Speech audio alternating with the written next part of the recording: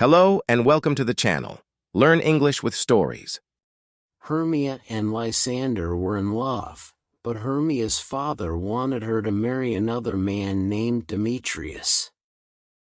In Athens, where they lived, there was a cruel law that allowed any girl who refused to marry according to her father's wishes to be put to death. Hermia's father was so angry with her for refusing to do what he wanted that he brought her before the Duke of Athens to ask if she could be put to death if she refused to obey him.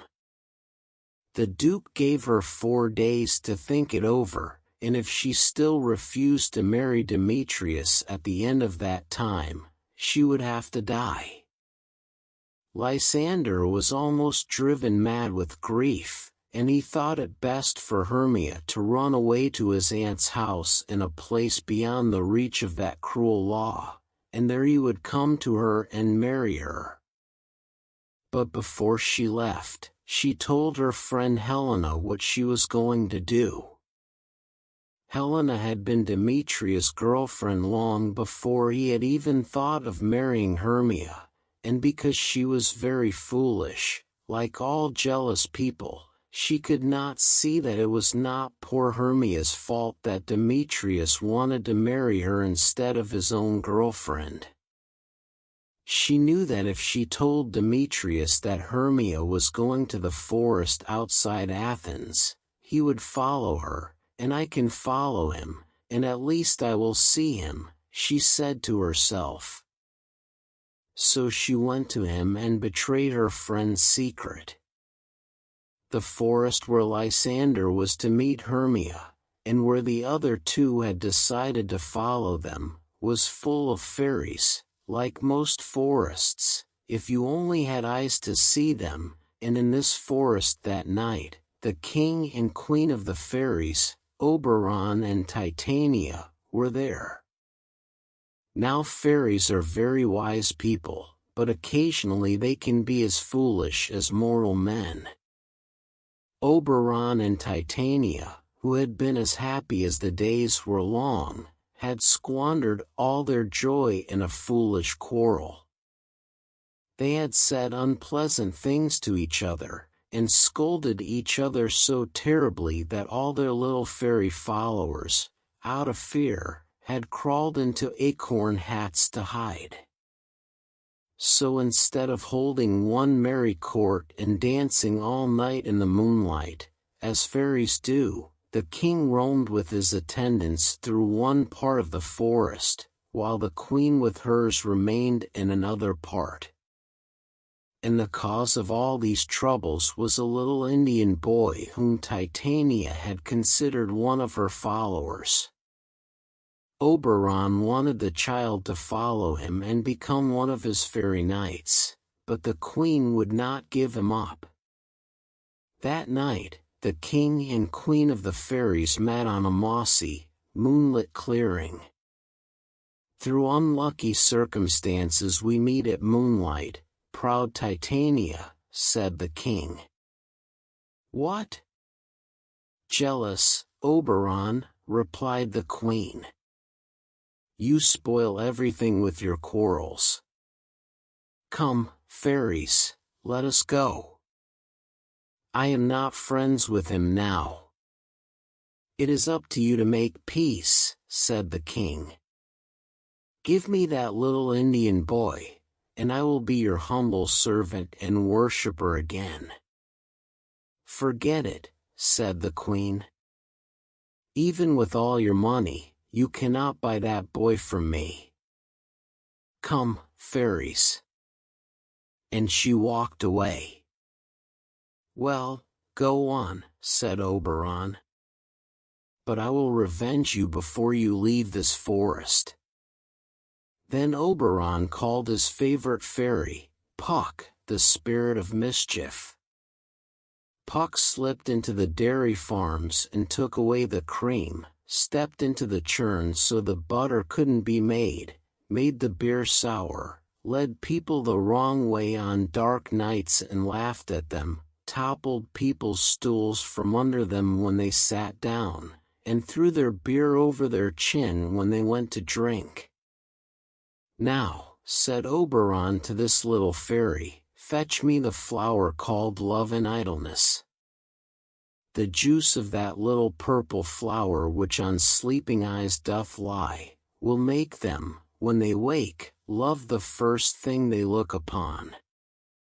I'll put some of that juice on my Titania's eyes, and when she wakes up she'll love the first thing she sees, whether it be a lion, a bear, a wolf, or a bull, or a meddling monkey, or a busy ape." While Puck was away, Demetrius walked through the clearing followed by poor Helena, who told him how she loved him and reminded him of all his promises, and he said to her that he could not love her and that his promises were worth nothing.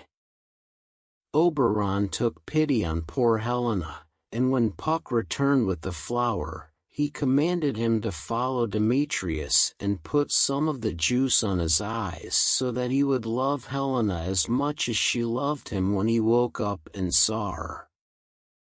So Puck went on his way, and wandering through the forest he found not Demetrius but Lysander, on whose eyes he put the juice, but when Lysander woke up, he did not see his own Hermia but Helena, who was walking through the forest looking for the cruel Demetrius, and as soon as he saw her, he loved her and left Hermia, under the spell of the purple flower.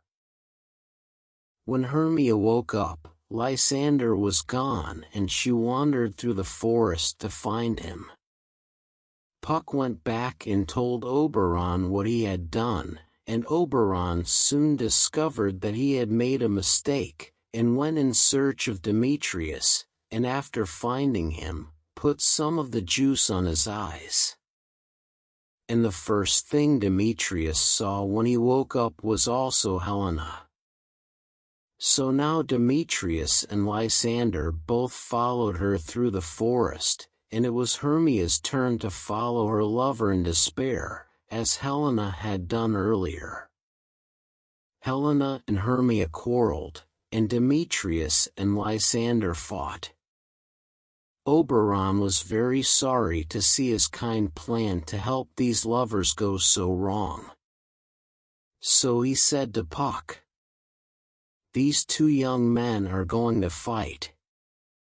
You must hang a fog over the night and lead them so astray that one will never find the other. When they are tired, they will fall asleep. Then let this other herb fall on Lysander's eyes. That will give him his old sight and his old love. Then every man will have the lady who loves him, and they will all think that this has been only a midsummer night's dream. When this is done, all will be well with them." So Puck went and did as he was commanded, and when the two fell asleep without meeting each other, Puck poured the juice into Lysander's eyes and said, "When you wake, you shall see true delight in the sight of your eye when you behold Hermia. All in all you will be sweet. And so everything will be fine." Meanwhile, Oberon found Titania sleeping on a bank where wild thyme, violets, and musk roses grew. There Titania always slept a part of the night, wrapped in the enamel skin of a snake. Oberon bent over her and laid the juice on her eyes, saying, "What you see when you wake is true love." Now it so happened that when Titania woke, the first thing she saw was a foolish clown, from a group of actors who had come into the forest to rehearse their play. This clown had met Puck, who had put an ass's head on his shoulders so that it seemed to grow there. Immediately upon waking and seeing this terrible monster, Titania said, "What angel is this? Are you as wise as you are beautiful? I am enough wise to find my way out of this forest, and that is enough for me," said the foolish clown. "Do not desire to go out of the forest," said Titania. The love juice worked well, and the clown seemed to her the most beautiful and sweetest creature on the whole earth. "I love you," she continued. "Come with me, and I will give you fairies to attend you."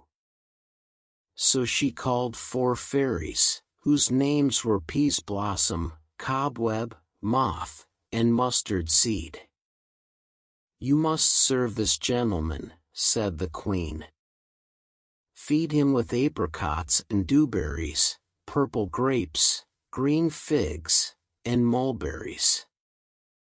Steal honey bags for him from the bumblebees, and with the wings of painted butterflies fan the moonbeams from his sleeping eyes." "I will do it," said one of the fairies, and the rest followed and said, "We will do it." "Now sit with me," said the queen to the clown, "and let me stroke your fair cheeks, put musk roses in your sleek, smooth hair and kiss your lovely, big ears, my gentle joy." "Where's Peas Blossom?" asked the clown with the ass's head. He did not much care for the queen's affection, but he was very proud the fairies served him. "Yes," said Peas Blossom. "Scratch my head, Peas Blossom," said the clown. "Where's Cobweb?" "Yes," said Cobweb. "Kill for me," said the clown, "the red bumblebee on the top of the thistle yonder, and bring me the honey bag." "Where's Mustard Seed?" "Yes," said Mustard Seed. "Oh, I want nothing," said the clown. "Help Peas Blossom to scratch. I must go to the barber's, for I think my beard is wonderfully hairy." "Do you want anything to eat?" said the fairy queen. "I would like some dry oats," said the clown, for his ass's head made him long for donkey food, "and some hay." "A few of my fairies can fetch you nuts from the squirrel's house," said the queen. "I prefer a handful of good dry peas," said the clown. "But please let none of your people disturb me. I am going to sleep." "Then," said the queen, "I will rock you in my arms." And so it was that when Oberon came along, he found his beautiful queen embracing a clown with an ass's head. Before he released her from the enchantment, he convinced her to give him the little Indian boy whom he had so long desired. But then he took pity on her and poured some juice from the magical flower into her lovely eyes, and in an instant, she saw the clown with the donkey's head whom she had loved, and she knew how foolish she had been. Oberon took the donkey's head off the clown and let him end his sleep with his own silly head lying on the thyme and violets. Thus everything was restored to order. Oberon and Titania loved each other more than ever. Demetrius thought of no one but Helena, and Helena had never thought of anyone but Demetrius. As for Hermia and Lysander, they were a great loving couple. The 4 mortal lovers returned to Athens and were married, and the fairy king and queen still live happily together in that same forest to this day.